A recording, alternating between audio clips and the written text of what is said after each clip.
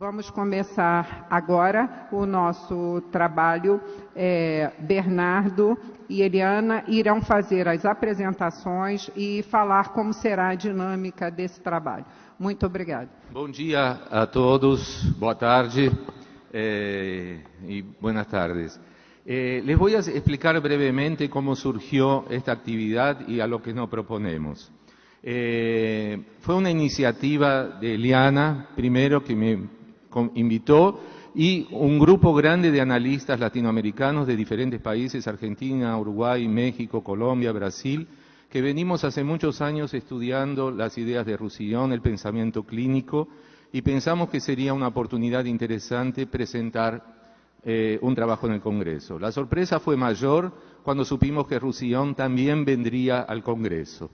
Entonces, muy gentilmente, Fernando Orduz y también Leticia Neves nos ofrecieron la posibilidad de hacer una actividad conjunta diferente de lo que habíamos pensado. Inicialmente habíamos pensado en presentar 2 paneles Cartagena, pero en función de la visita de Roussillon surgió la posibilidad de hacer una actividad diferente. Entonces vamos a dividir la actividad en 2 partes. En la primera parte, Roussillon va a hablar más o menos unos 20 minutos sobre el tema propuesto. Después, Eliana y yo vamos a hacer un comentario, cada uno, unos 15 minutos, 10, 15 minutos más o menos. Ese comentario no será específicamente sobre lo que Roussillon dijo, pero sobre las ideas, porque él nos mandó previamente el texto. Después, en la segunda parte, ¿no? Ahí terminamos, es 1 hora de la plenaria. En la segunda parte, todos los que se quieran quedar, sería interesante, vamos a hacer actividad clínica, donde vamos a leer un material clínico de una colega del grupo que preparó y el grupo lo discutió ese material. Después va a haber un breve comentario de una colega del grupo sobre ese material y después Roussillon va a hacer un comentario sobre el material clínico. ¿Está claro más o menos la actividad, cómo funciona? Bueno, Eliana nos va a decir los componentes del grupo ahora. Buenos días, bom dia a todos. Formamos un grupo intersocietario para estudiar el pensamiento de René Roussillon. Yo soy la coordinadora Eliana Rache de la Sociedad Brasileira de Psicoanálisis de São Paulo y junto con mi colega Bernardo Tanis, igualmente de la Sociedad Brasileira de São Paulo. El grupo se compone de las siguientes personas: Marion Minervo, São Paulo; Ana Chabalgoiti, Apu, Uruguay; Emma Ponce de León, Uruguay, Apu; Leonor Valente, Asociación Psicoanalítica Argentina; Laura Cutrin, Asociación Psicoanalítica Argentina; Hani Santamaría, Asociación Psicoanalítica Mexicana; y Marta Isabel Jordán Quintero, Sokolsky, es así que se dice, de Colombia; Zelig Lieberman y Marlí Bergel, de la Sociedad de Psicoanálisis de Porto Alegre, de Brasil. Buenos días. Ce sera mes seuls mots en espagnol. J'ai toujours beaucoup d'émotions à me retrouver en Amérique latine. C'est un lieu où j'ai eu beaucoup d'expériences de partage, d'échanges très importantes pour moi. J'ai appris beaucoup de choses dans mes voyages en Argentine, en particulier pour ce qui concernait le corps, parce qu'en Europe, je ne suis pas sûr qu'on ait tout le temps un corps, alors que je suis certain que les Américains du Sud ont un corps. Les Américaines du Sud aussi. Je vais vous présenter, alors je remercie beaucoup, j'ai été très touché par cette invitation, qui est l'occasion pour moi de vous faire partager un certain nombre de mes réflexions, en particulier autour de la question de la mélancolie. Et je vais essayer d'être à la hauteur des attentes qui ont été placées sur moi. Je vais vous proposer, en une vingtaine de minutes, j'ai un chronomètre pour m'assurer que je vais rester dans les temps, je vais vous proposer une réflexion sur un modèle que j'ai élaboré petit à petit en travaillant. Alors, mon expérience de base à ce niveau-là, c'est en plus de ma pratique de psychanalyste, c'est une pratique de groupe que j'appellerais de supervision et recherche, puisque nous travaillons sur des cures de psychanalyse de patients qui, on va dire, qui mettent en échec, d'une certaine manière, toutes les techniques habituelles de travail des psychanalystes.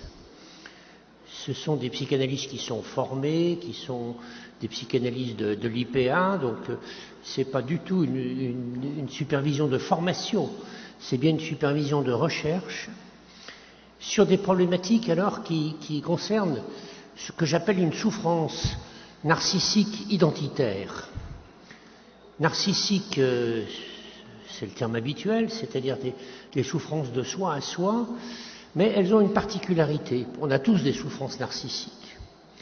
Dans les souffrances narcissiques identitaires, à un moment donné, l'impact de la souffrance narcissique, en quelque sorte, ébranle le sentiment même d'identité du sujet. C'est pour ça que je les appelle narcissiques identitaires. C'est pour mettre l'accent sur le fait que le problème n'est pas seulement narcissique, c'est un problème narcissique qui menace l'identité même du sujet, on pourrait même dire menace sa possibilité d'être sujet de sa vie, d'être sujet de ce à quoi il est confronté. Donc c'est une expérience longue, puisqu'elle a commencé en 1993. J'ai tous les mois, comme ça, 7 à 8 groupes de psychanalystes, qui sont des groupes de 7 personnes, et tous les mois, nous travaillons sur des cures qui mettent en difficulté, ou en échec même, les psychanalystes de l'IPA. Alors, bien sûr, c'est une expérience très francophone. Alors, ça pose tout le problème de savoir comment on peut échanger et si on va retrouver les mêmes caractéristiques en pays d'Amérique latine. J'ai fait quelques supervisions à Sao Paulo, à Porto Alegre, à Rio. J'ai pas eu le sentiment qu'il y avait des différences considérables. Il y a sûrement un rapport au corps qui est un peu différent, mais je crois que l'essentiel de ce que je vais essayer de décrire, on le retrouve aussi bien en pays d'Amérique latine qu'en pays francophone.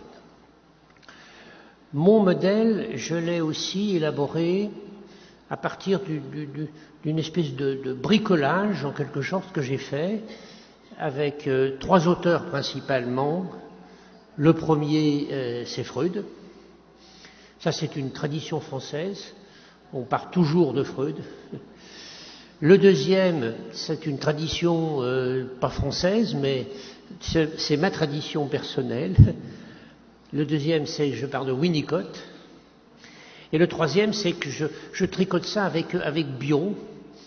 Je sais que Winnicott et Bion ne se parlaient pas beaucoup, mais moi, je les fais parler à l'intérieur de moi.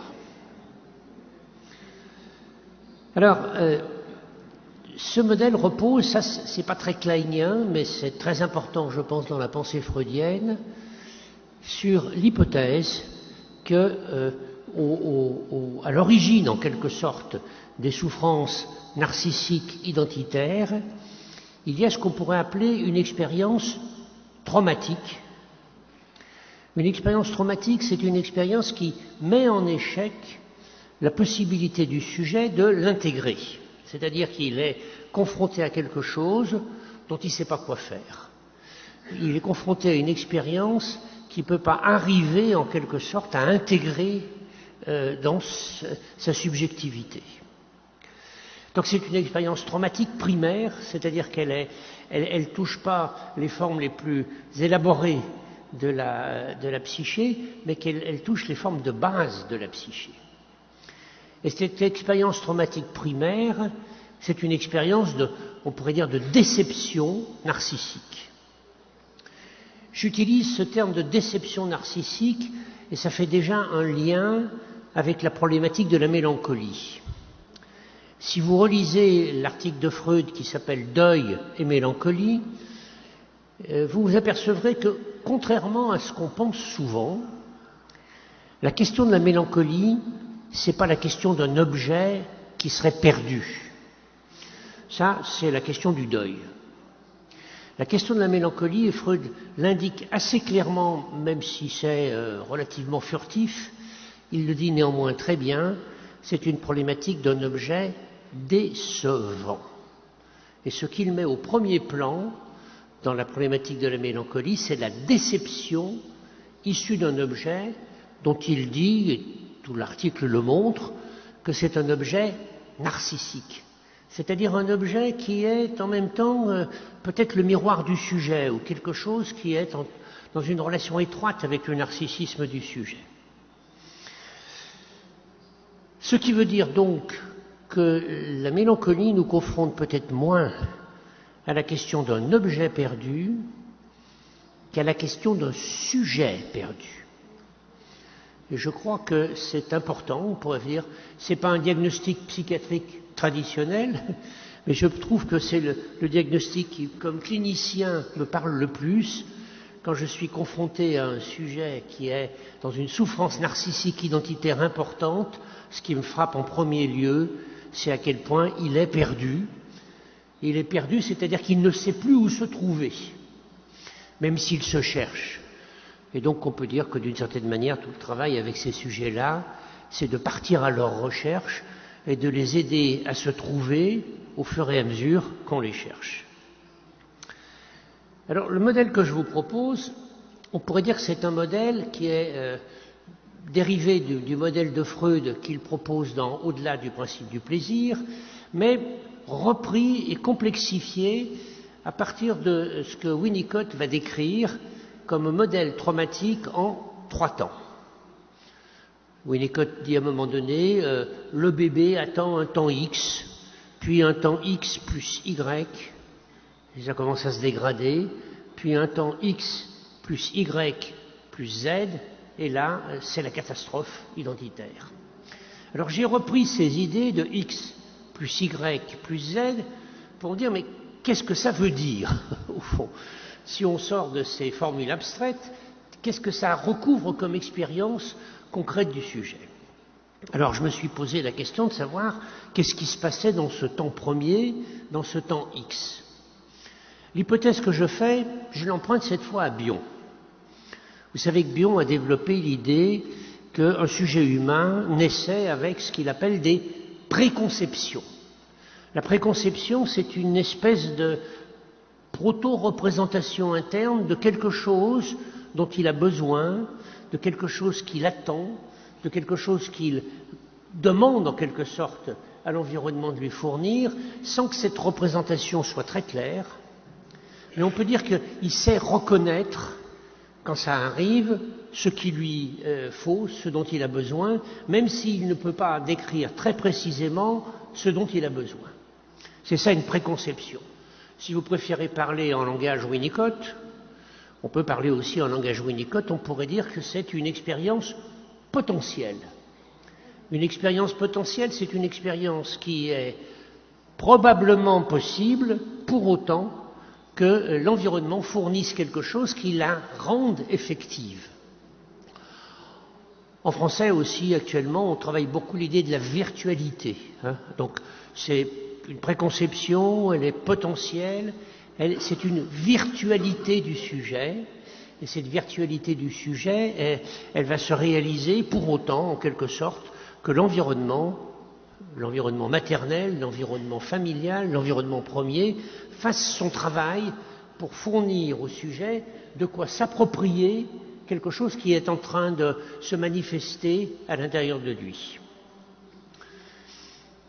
Alors, on peut dire que la présence en soi de la préconception d'un besoin, préconception d'une aspiration, préconception d'un élan, que cette perception en soi de la préconception va produire quelque chose qui est un appel en direction de l'objet, qui est un appel en direction de l'environnement.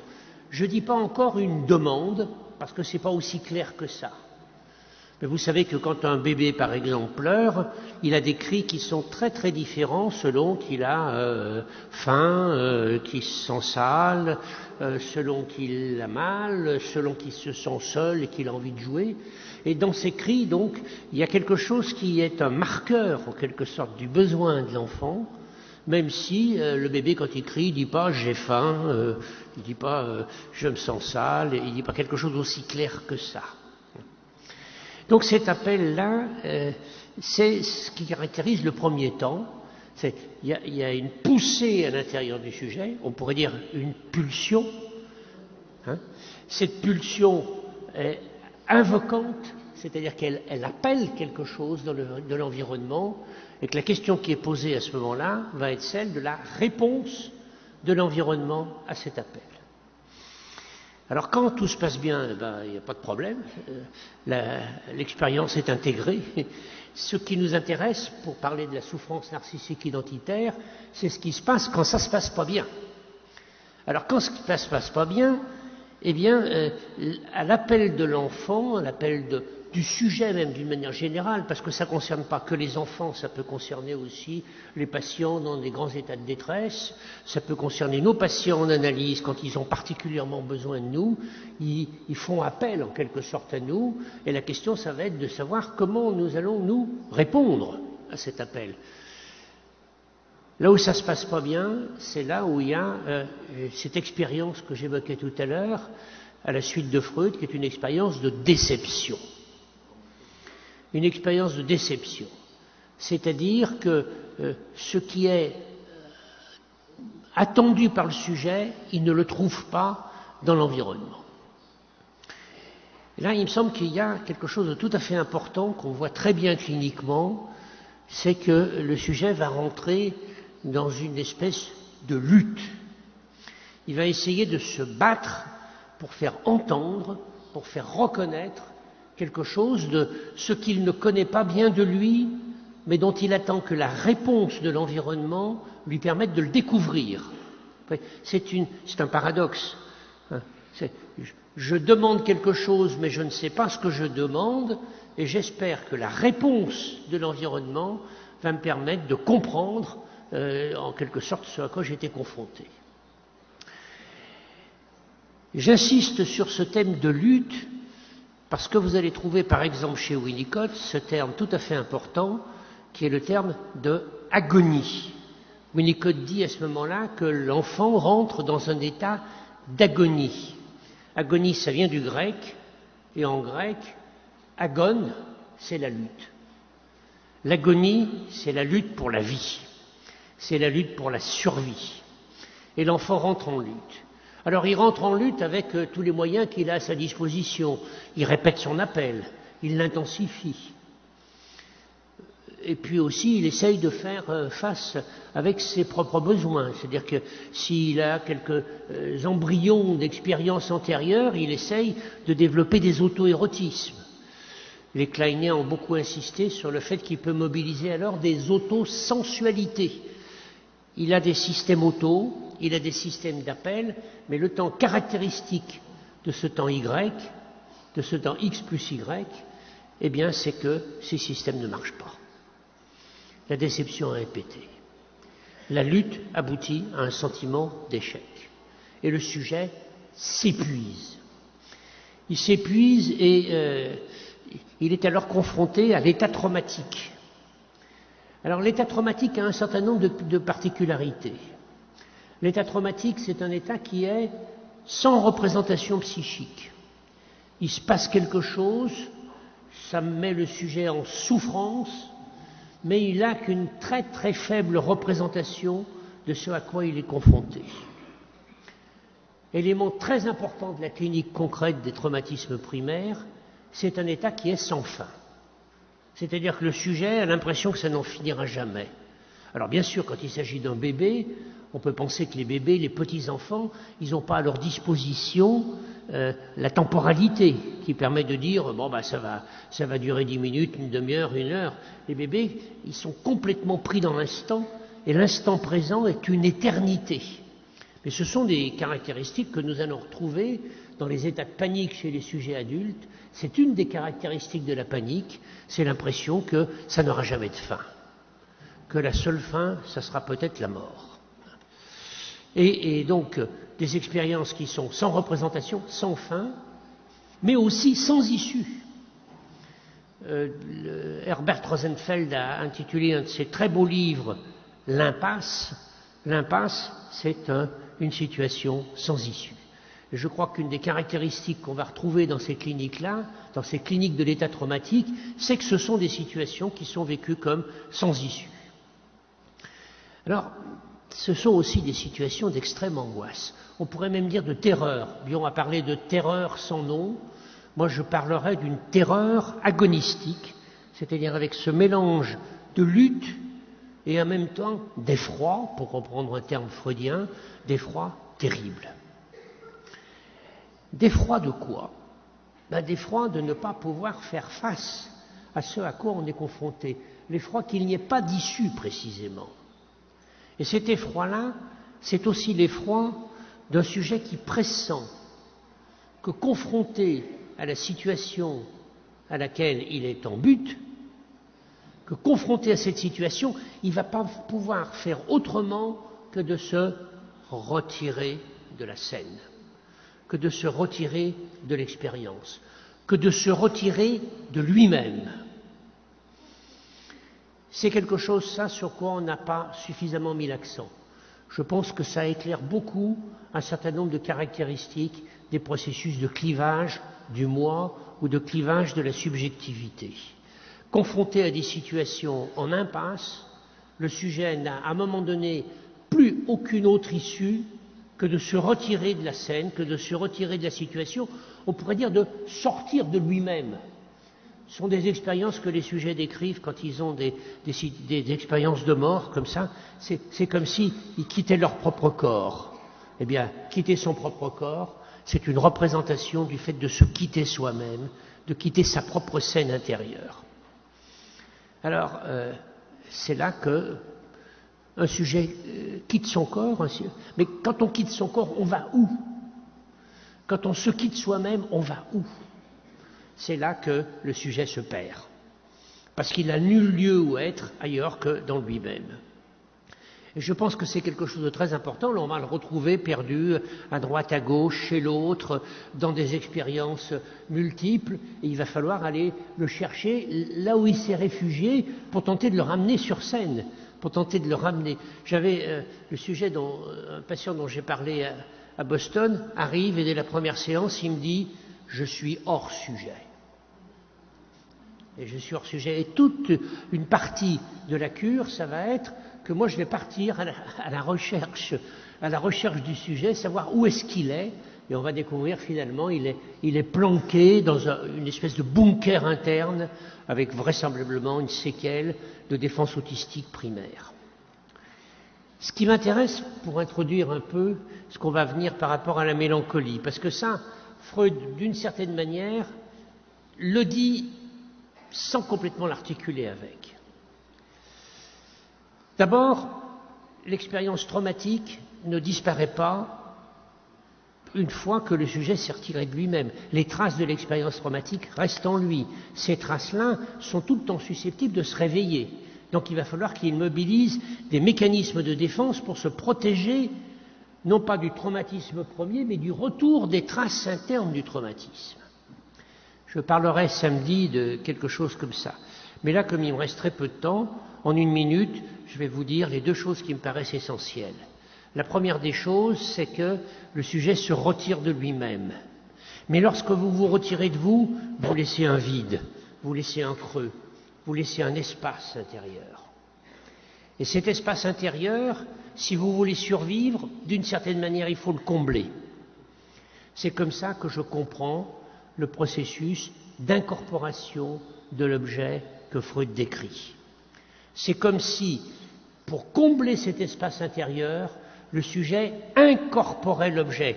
Ce n'est pas une identification, ce n'est pas une assimilation, ce n'est pas une introjection, c'est effectivement un comblement par incorporation. Freud le dit à sa manière, il a une très belle formule que vous connaissez tous, l'ombre de l'objet tombe sur le moi.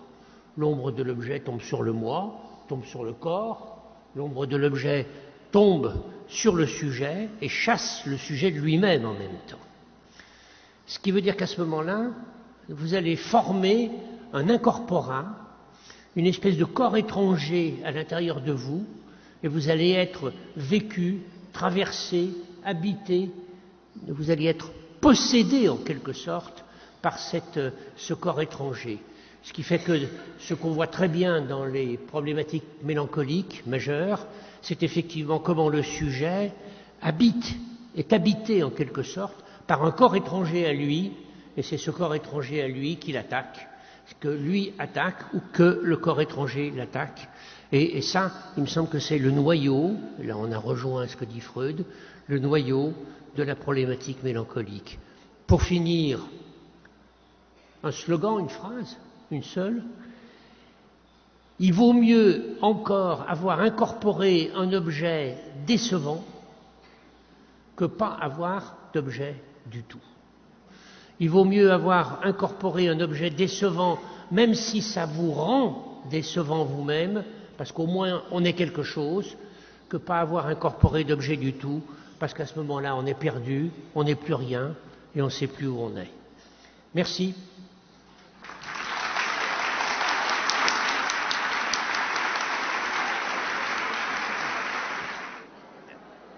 Voy a entrelazar una charla.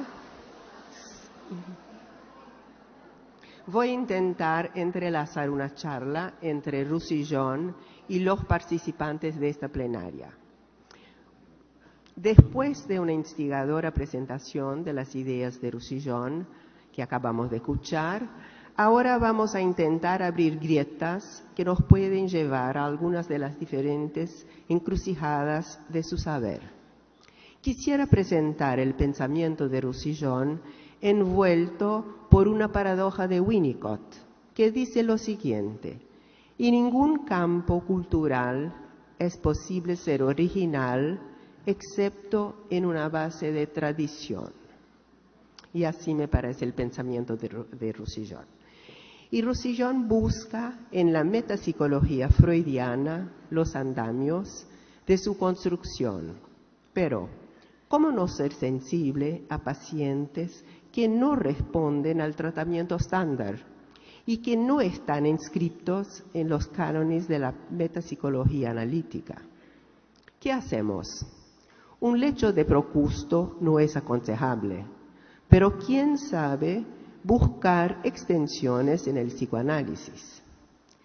Para ser breve, cuanto a las extensiones, Roussillon le gusta llamarlas exploraciones psicoanalíticas, siguiendo a Winnicott, a usarse con el tipo de paciente en quien el tema de la identidad es central y la diferenciación yo, no yo, representan la brújula del trabajo. Los pacientes así designados, narcisistas identitarios, límites, border, componen la franja de analizandos que al cruzar el umbral de los contactos analista-paciente van presentando la transferencia marcada por la paradoja, pasión, negatividad, límite, confusión, a diferencia del paciente estándar, cuya transferencia se caracteriza por el conflicto, el afecto señal, la ambivalencia, la castración, la ilusión. El tema de base está contenido en la pregunta: ¿hasta qué punto las extensiones psicoanalíticas siguen siendo psicoanalíticas? ¿Y qué hace que dejen de ser psicoanalíticas?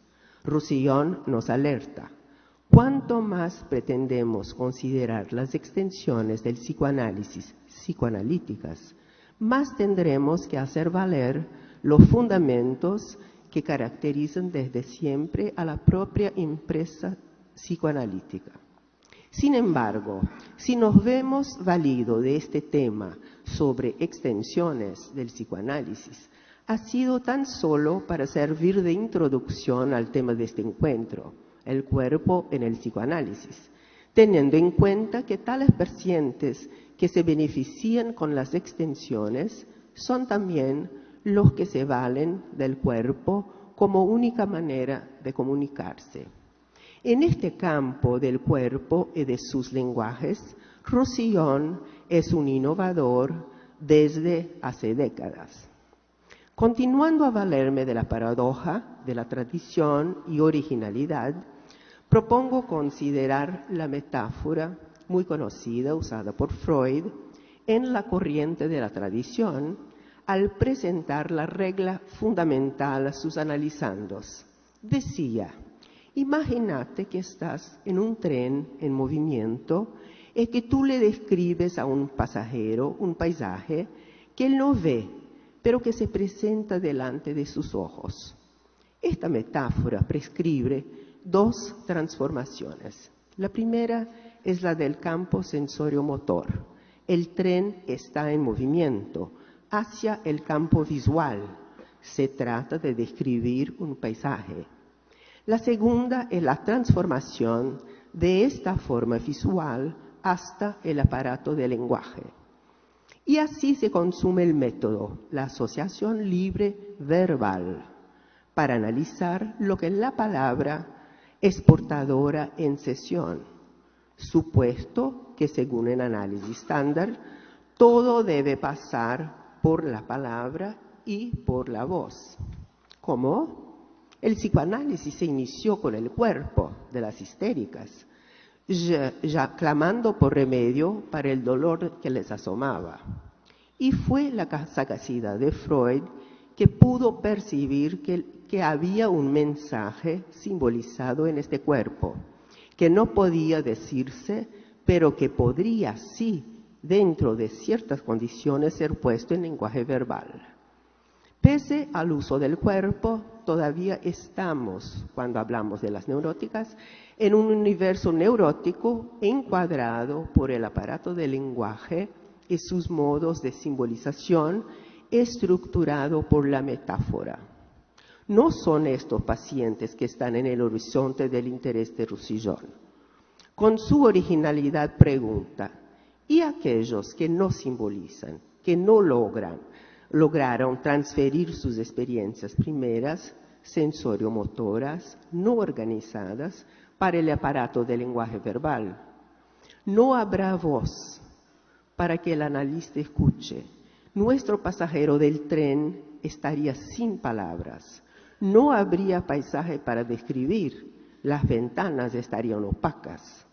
Pero quizás en los actos, en el soma, indicios de otras épocas del desarrollo podrían mostrar la huella del cuerpo como regente soberano de la comunicación. La tradición, de vuelta, nos enseña. ¿No habría dicho Freud en el 13 que por el lenguaje no se podría considerar tan solo la expresión de los pensamientos en palabras, sino también el lenguaje de los gestos y toda forma de expresividad psíquica? Y la originalidad de Roussillon nos va respondiendo que para develar los diferentes lenguajes del cuerpo, del acto y del soma, tenemos que ir al inicio del bebé humano.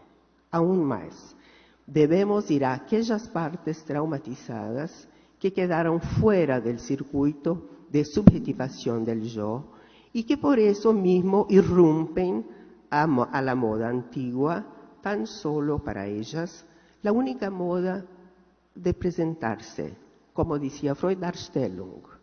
En este lenguaje del afecto, del registro mimo-gesto tónico-postural y por el lenguaje del acto. Para decirlo de una manera sencilla, son experiencias arcaicas que preceden al aparecimiento del lenguaje verbal, clivadas por la acción del trauma, que no pudieran integrarse por debilidad de síntesis.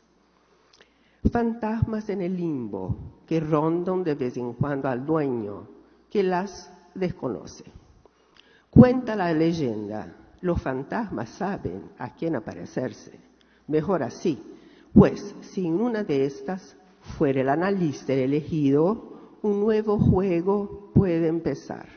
Y lo que antes era potencial podrá realizarse. Los fantasmas toman cuerpo, consistencia y pueden convertirse en gente. Y en esta peripecia se saca una conclusión válida para todas las formas de manifestación no verbal. El sentido nunca es inherente a la expresividad. Es potencial y tan solo se concreta en el encuentro con el otro, en la intersubjetividad. Y a partir de este otro, anunciado en la intersubjetividad, Roussillon nos conduce al primer otro, a la madre de las primeras relaciones, quizás de las primeras incomprensiones, quizás del tiempo de los pedazos traumatizados, y al escuchar teóricos y clínicos de la primera infancia, empieza a dar importancia a este periodo inicial de la relación madre-bebé. Se entiende bien cómo a partir de la búsqueda de este tiempo perdido, nuevos horizontes se abren, introduciéndolo a la comprensión de pacientes con pérdidas de identidad que remontan a esa época. En base a esta lógica pregunto, ¿cómo analizar un border, un narcisista identitario, si desconocemos la coreografía de su danza madre-bebé del inicio? Siempre atento a los aportes de Winnicott, se vale de algunos de sus conceptos como estimulación para crear y agregar. Roussillon hace esto, como en el caso del rostro de la madre como espejo del bebé. Y en la mente de Roussillon las evoluciones son rápidas. Y en el momento el concepto de empatía materna, es un tema al cual se ha dedicado con atención. El hecho de que el concepto de empatía no hace parte del léxico psicoanalítico, tan solo últimamente usado por algunos analistas bien conocidos como Bolognini y Hoffman, no lo disuadió de usarlo, puesto que buscaba una reinserción del afecto dentro del psicoanálisis, sobre todo el psicoanálisis francés, y para tal la noción de empatía servía perfectamente. Pues empatía es un concepto de la vida afectiva del sujeto humano. La relación madre-bebé, al ser iluminada por el concepto de empatía, da un salto cualitativo mediante su sutileza expresiva, su riqueza de detalles, instalándose como diferencial teórico-clínico. Imprescindible la ocupación de este lugar, al permitir que salgamos del aprisionamiento de una forma del uso de algunos conceptos dentro del psicoanálisis, usados algunas veces como conceptos ómnibus. More is less. Cuanto más se pone adentro, el concepto más no quiere decir nada. Y en este viaje que Roussillon hace a la noche de los tiempos, de nuestro inicio, nos invita a hacer uso de lo que pensamos que hemos olvidado, nuestras primeras huellas, nuestras memorias indestructibles, nuestros afectos, todos los lenguajes del cuerpo entrelazados, tan solo despertados para huir a nuestro opaco paciente. Muchas gracias. Bem, muito obrigado pela oportunidade a todos vocês e continuamos na próxima parte.